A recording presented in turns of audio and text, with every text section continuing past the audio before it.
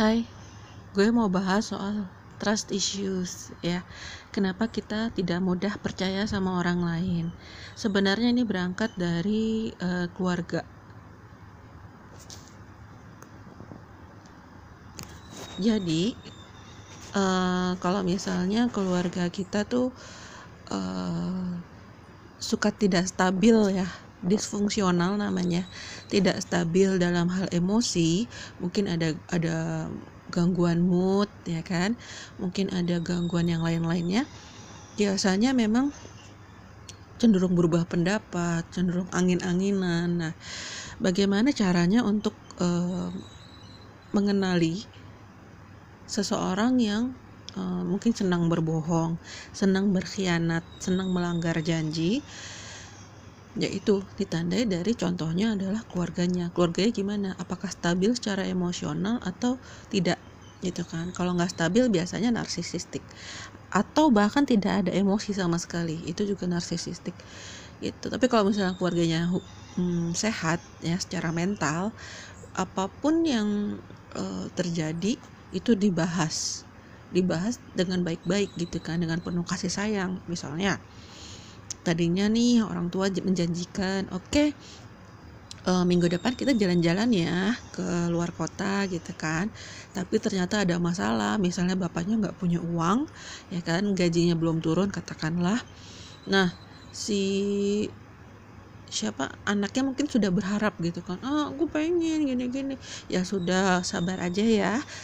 Nah, insya Allah bulan depan kita akan pergi, mudah-mudahan doakan saja supaya ayah atau bapak atau papa punya rezeki untuk ngajak kalian jalan-jalan gitu. Jadi intinya begitu. Tapi kalau misalnya emosinya nggak stabil, biasanya satu, pah kok kita nggak jadi jalan-jalan pah keluar kota, entah bapaknya diam atau mengalihkan pembicaraan, mungkin ngomongin soal sepatu atau soal rumah atau apa yang gak ada hubungannya dengan janjinya sebelumnya.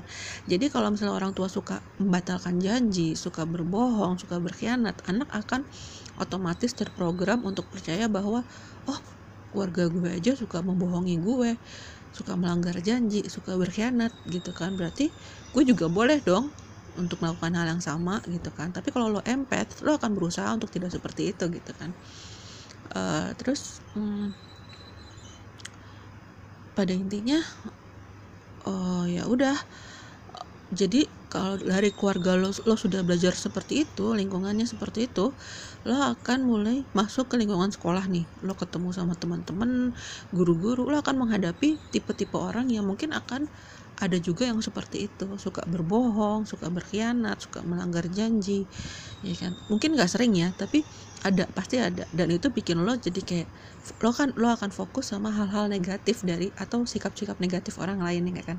Supaya apa? Karena lo trauma, lo kapok, keluarga lo aja begitu ke lo, teman-teman lo juga ada yang begitu, nanti teman kuliah lo juga akan ada yang begitu, teman kerja lo juga akan ada yang begitu, pasangan lo juga akan ada yang begitu gitu kan. Jadi itu yang lo ingat adalah yang negatif gitu, dan lo bertahan sama hal semacam itu. Padahal sebenarnya kalau lo udah tahu, misalnya satu kali lo udah tahu nih, kakak lo janji apa, mau kasih kado apa tapi nggak jadi gitu kan, dan gak ada penjelasan apapun dari dia, ya udah, maafin aja, lepasin. Berarti lo nggak usah berharap apapun sama kakak lo gitu, intinya caranya. Jadi emang sebagian besar dari kita tuh narsisistik. Gue juga termasuk narsisistik gitu kan sebelumnya, karena gue nggak sadar bahwa ternyata gue ikut menyerap emosi-emosi negatif orang. Gue juga kadang bisa berbohong ya kan, atau gue diem aja gitu kan. Gue tidak berani mengungkapkan bahwa gue nggak suka kalau dibohongin gitu kan. Nah, kalau lo sudah healing, lo akan bilang sama orang-orang bahwa jangan coba-coba berbohong sama gue mengharapkan kejujuran lo, tolong jaga janji lo. Kalau lo berjanji sesuatu sama gue, kalau batal tolong kasih tahu alasannya, jangan bikin gue menunggu gitu. Lo tuh kalau udah healing, lo yang jadi bos buat hidup lo. Jadi nggak ada seorang pun yang bisa berani ngatur-ngatur lo, memanipulasi lo gitu kan, membodoh-bodohi lo. Sebagian besar orang masih senang membodoh-bodohi orang lain masalahnya. Kalau lo empath, lo nggak akan terpikir untuk membodoh-bodohi orang lain. Lo akan bilang apa adanya, dan pilihannya cuma dua, antara lo masih tetap berteman sama dia atau lo enggak gitu kan. Lo pilih teman yang jauh lebih baik, yang bisa menghargai lo sebaik lo menghargai dia gitu. Jadi intinya itu, bagaimana cara membangun kepercayaan? Ya udah, kasih 1 kali kesempatan. Kalau orang itu berbohong, berkhianat, atau melanggar janji, dan gak ada informasi apapun dari dia, gak ada penjelasan apapun, gak ada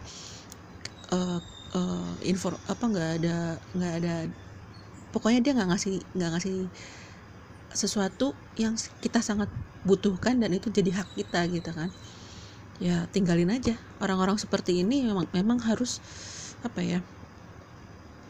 diajari cara menghormati kita, karena mungkin keluarganya nggak bisa mengajari itu, atau emang di keluarganya sendiri pun terjadi seperti itu gitu kan, terjadi pengkhianatan, kebohongan.